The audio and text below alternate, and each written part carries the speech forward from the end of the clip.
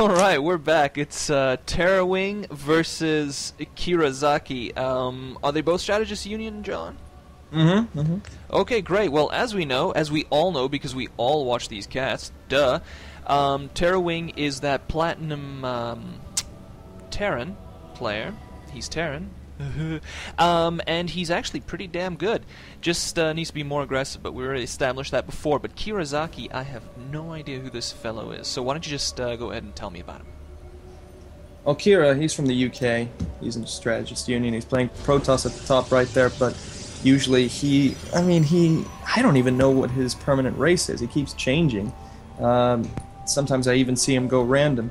But I've played against him when he's Protoss. Sometimes he's pretty good. He's platinum as well, so we're gonna see a nice little platinum on platinum action. Let's see if it turns out nicely. Yeah, maybe we will. So he normally plays random, you say? I don't know. Like, it keeps changing. Either he plays random, or he plays Protoss for a certain amount of time, and then he just like randomizes the races again. It's just like, oh, today I'm going to play Terran, tomorrow I'm going to play Zerg. So we got a TLO in the making here. Anyway, Kirazaki decides to harass the SCV making that barracks. TerrorWing pulls off another SCV to go and sort that out. He's like, no, I won't have any of that, thank you, sir. Pulls away with just a few shields left intact. Meanwhile, another SCV is roaming into the Protoss base, and he's going to discover that there are no funny business things happening. There are no funny business. What am I? 5 years old, still learning the language. Harassing that SCV on the barracks once again. Oh! 2 more shots and he would have had it, but he peeled away. TerrorWing wisely replacing that SCV with a more healed up one, but it doesn't matter because the barracks was just about finished and the Marine is on its way out. It's not targeted on the probe, but he'll definitely just usher that probe straight out of the base. In the meantime, in the Protoss base, I'm not seeing cybernetic score, but there it goes. But the SCV's just sitting there, kind of watching, waiting. Yeah, ruminating. There's no imminent threat right now. He's not even seeing anything come out of the gateway. I'd like to see maybe a Zealot come out, because if TerrorWing decides to push with those early Marines, it's going to be a little bit annoying to fend off, considering he has no forces. Chances are he's not going to push early, so I think Kirazaki's going to be okay, dropping a second gateway down there too, but nothing coming out of that first one. We'll see if he starts researching the gateway technology now. And it goes, it's not going. He's got the resources for it, but he's just not going for it. He's going for a Stalker. He still has the resources for it. Maybe he's going to get it. Yes, he got it. Yes, yes. Well, as you can tell from this kind of behavior, he obviously doesn't play the Protoss very often. But no problem. That's fine. That's fine. We'll see how things pan out. Sometimes they've got tricks up their sleeves that we don't even know about. You know, don't know. Over here in the Terran base, TerrorWing's dropped. What are these damn things called? Tech Lab on the barracks there. But he's still pumping a Marine out of it for some reason, and dropping a second barracks down as well. The Tech Lab is going down on the factory, but I imagine that might just get swapped out on the barracks, but we'll see. And nothing too spectacular coming out of this this side of the map yet. Just a handful of Marines, and that's just about it. He's also watching Twilight Council coming down for the Protoss. Yes, we absolutely do. It was down a long time ago. I just didn't notice because I'm a fool. But over here, the SCV decides I'm going to roll up into the base, see what's going on. Should have sacrificed it to get a better view of what was going on in there, because he probably would have spotted that Twilight Council. But oh well, he decided to play it safe. Mistake. Yeah, well, the Stalker here has a... he's going straight for a Dark Shrine. I don't know how effective this may be, because the Orbital Command, I mean, if used carefully, if he conserves his energy, he could scan out some of the Dark Templar coming in. But it seems like he just keeps spending them on the mules.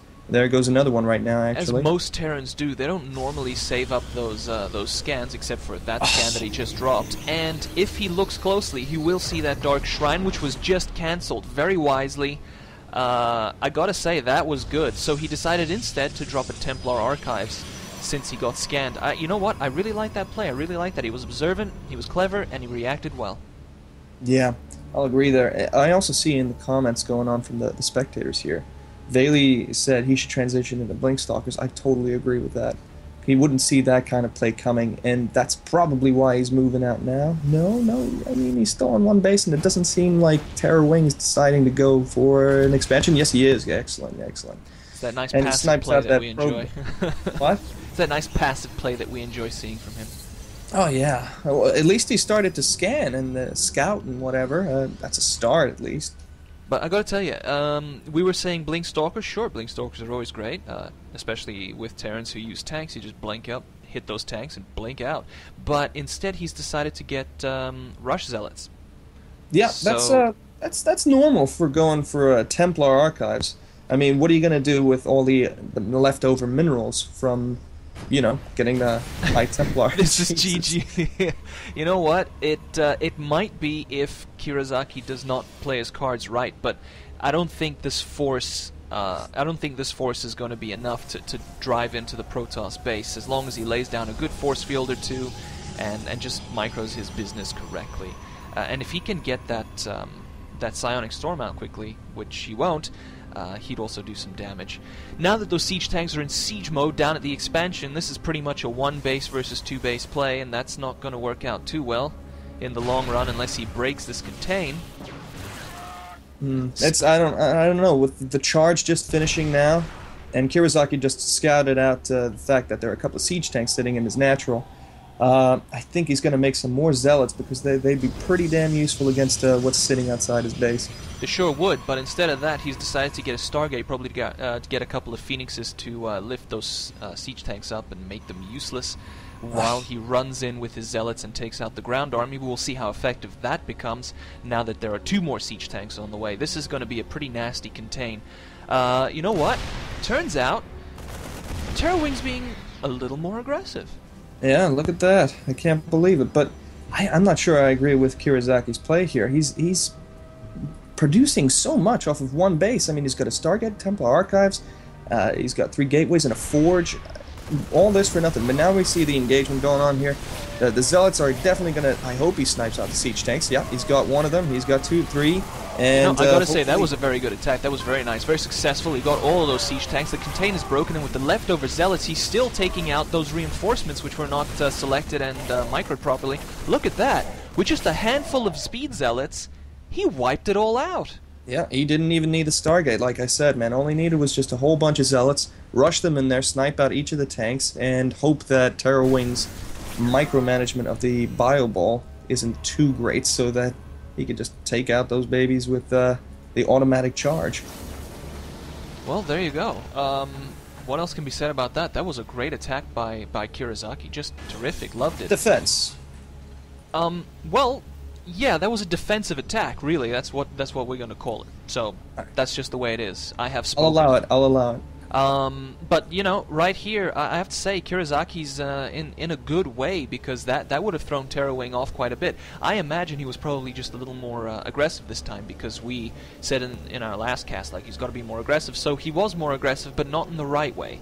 As you saw there, he was aggressive, he moved out, he put a little contain in, but he was far too passive with it. He should have crept forward, leapfrogging some siege tanks, scooting and shooting with his ground forces, but he just kind of sat there and waited. And that's never a good idea unless you've got some bunkers down, and then things become different. But no, he was a little too passive once again. Aggressive and passive. Don't know how to explain it, but that's what he was. Well, we look over to TerrorWing's base. He's not really transitioning out of or deviating too much from his original unit composition. Although we see that he's starting to assemble some medevacs over there in the middle. And also, a Ghost Academy is nearly finished. That is a great idea to try EMP out those High Templar, because... Did he even know that he was getting High Templar? No, he only saw zealots. No. Hold on. I'm going to take a look at the camera here. Yeah, he knew that he got Templar archives, so that is a smart idea. Very good predicting there.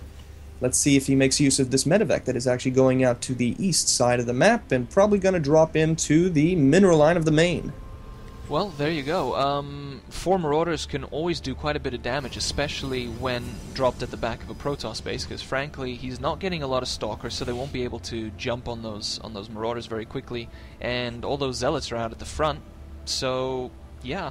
that's gonna hurt a little bit, and perhaps wisely, we'll see if he does it. He'll drop those Marauders at the back of the base at the same time that he moves in the front of the base. It's a tried, tested, and true method. But Yeah, we'll see. but it's just not working out here. He's just dumping the Marauders in there. Kirazaki is not actually doing anything in reaction to this. He's just allowing the probes to go down. Instead of moving them out, he decided to warp in some units there. Oh, that was actually quite good. He used the feedback on the medevac there. I can't say that I enjoyed this exchange much because he lost quite a few probes and he's going to lose a few zealots before it's over. He's always got great scoot and shoot. This TerrorWing does, but obviously not good enough because those zealots survived. But you know what? That's probably thrown Kirazaki off a little bit. He must be thinking, God damn. Yeah. I hope he doesn't do that again, because tell you, when I play, and because I'm pro, I know that this matters, but when I play, the thing I hate most is drops and muta-harasses and stuff at the back of my base, because then I've got to keep moving the forces around. But unfortunately, he's not using that to his advantage. Let's hope he does, but I don't think he will, because moving the army in at the front after dropping at the back on the probe line is just... oh, it's very difficult to handle. He should have done it. Yeah, I agree. Anyways, TerrorWing decided to take gold now. He's making that into a planetary fortress. Muling is going on over there. Oh, that's going to give him a huge economy if he already doesn't have like $1 million saved up. Well, yeah, he's got 1,500 saved up. He doesn't particularly need that gold at this present moment. No, I'd like to see a hell of a lot more barracks and stuff because his forte is obviously the bio ball. He needs to make at least another 3 barracks, maybe even some with reactors on them, and oh yeah, sure, but to support those tanks. I mean, they're kind of just out there, not really. They're nicely spread and whatever, but he's got as many tanks as he's got Marines. That won't do at all. No, we got to see more of a bio ball being developed here. Otherwise, we could see this actually go into Kirazaki's favor. Look at how many zealots are there. That's going to cause him a world of trouble. It sure will. Without any sort of effective splash damage from the tanks, which are now obviously not sieged, those zealots are going to cause quite a lot of trouble, and we'll see what happens here. I mean, he might mismicro them and just get them crushed. Hello?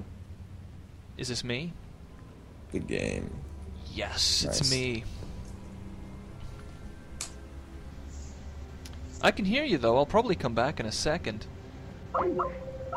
Oh no, I did not.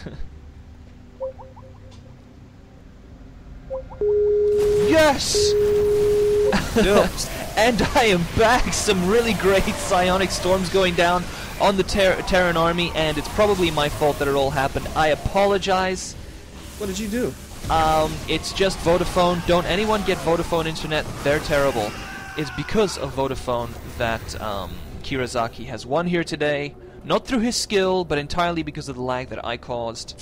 That was very unlucky. What can I say? It's Vodafone. I forgot to switch over to the other one, and I've lost it for TerrorWing, and I apologize. I'm a bastard. Vodafone's bigger bastard. All right, let's I let hang my that head go in for a shame. second. TerrorWing is back at the planetary fortress, trying to put whatever he can in defense. I mean, as well as the planetary fortress. I mean, Jesus, I mean, that thing does a ton of damage. Obviously, Kirazaki cannot engage that just yet.